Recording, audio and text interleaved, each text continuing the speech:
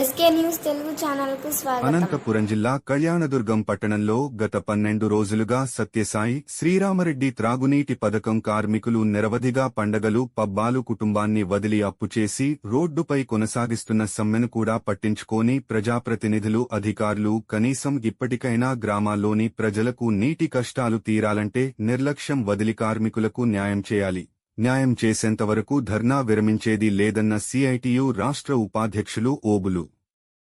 గత ప్రభుత్వం లాగా కాకుండా ప్రస్తుత ప్రభుత్వ నిర్లక్ష్యం వదిలి ప్రజలకు నీటి కష్టాలు తీరాలంటే త్రాగునీటి పథకం కార్మికులకు న్యాయం చేయాలని డిమాండ్ చేశారు.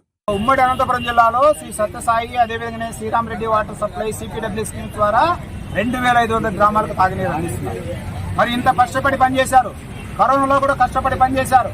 ఇప్పటికి 12 రోజులైంది వీళ్ళు సమ్మె చేస్తున్నారు. ప్రజలకు ఇబ్బంది వస్తూ ఉంది.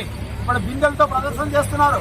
మరి ప్రజాప్రతినిధులందరూ కూడా ప్రభుత్వం మరి ఎక్కడ పట్టించుకోవడం లేదా అంటే వాళ్ళైతే మేము డబ్బు శాంక్షన్ చేశామని చెప్తున్నారు. జిల్లా అధికారులు చూస్తే ఇంతవరకు డబ్బు ఎందుకు వేయలేదని అడుగుతున్నాం.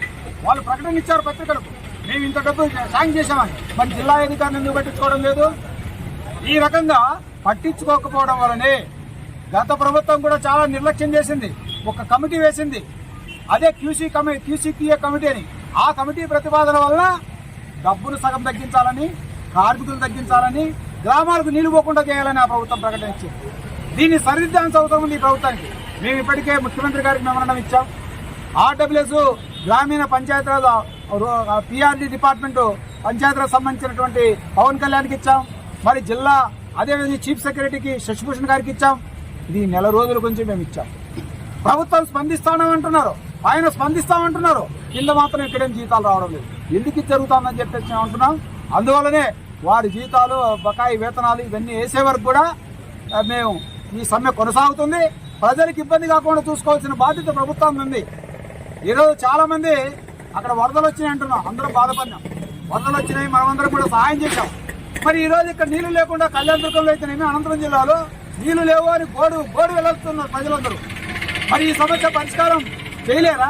మొత్తం అనంతపురం జిల్లా, ఉమ్మడి అనంతపురం జిల్లాకు కావాల్సిన బడ్జెట్ 100 కోట్లు సంవత్సరానికి నేను చెప్పేది.